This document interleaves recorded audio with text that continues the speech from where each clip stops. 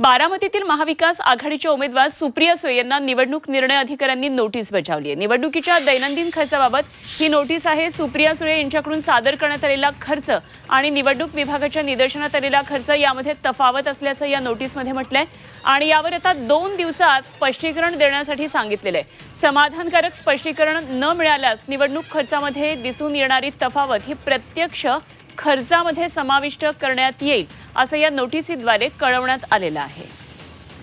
आमचे प्रतिनिधी अरुण मेहत्रे सध्या आपल्या बरोबर आहेत आणि आणखी तपशील जाणून घेऊया। अरुण, ही मोठी घडामोड म्हणता येईल। बारामतीत सुप्रिया सुळे यांना निवडणूक निर्णय अधिकाऱ्यांनी नोटीस बजावली आहे। काय आणखी पुढचे तपशील येतात?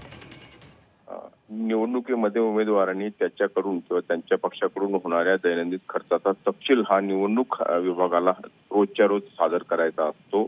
आचारसंहितेचा हा भाग आहे। निवडणूक आयोगाने दिलेल्या खर्च मर्यादेमध्येच खर्च करणं अपेक्षित असतं। अमृत नोनी गॅस्ट्रिन, अपचन, ऍसिडिटी, गॅस्ट्रबल ह्यापैकी तुम्हाला कुठलाही गॅस्ट्रिक प्रॉब्लेम झाला, उपाय एकच, अमृत नोनी गॅस्ट्रिन।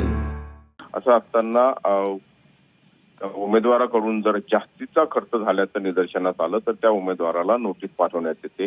निवडणूक निर्णय अधिकारी किंवा निवडणूक विभागाकडून सर्वेक्षण झालं, इन्स्पेक्शन झालं आणि त्यानंतर असं लक्षात आलं की निवडणूक खर्चामध्ये तफावत आहे आणि त्या संदर्भातली ही नोटीस सुप्रिया सुळे यांना बजावण्यात आलेली आहे आणि त्याबाबत स्पष्टीकरण 2 दिवसात देण्याची सूचना निवडणूक विभागाकडून करण्यात आलेली आहे। असा या खर्चामधील तफावत बाबतचं स्पष्टीकरण दिलं गेलं नाही तर प्रत्यक्ष खर्चामध्ये तो खर्च समाविष्ट केला जाईल असं देखील या नोटीसमध्ये म्हटलं आहे। ठीक, अरुण, धन्यवाद दिलेल्या या सगळ्या सविस्तर माहितीसाठी। अरुण मेहत्रे आमचे प्रतिनिधी आपल्या बरोबर होते।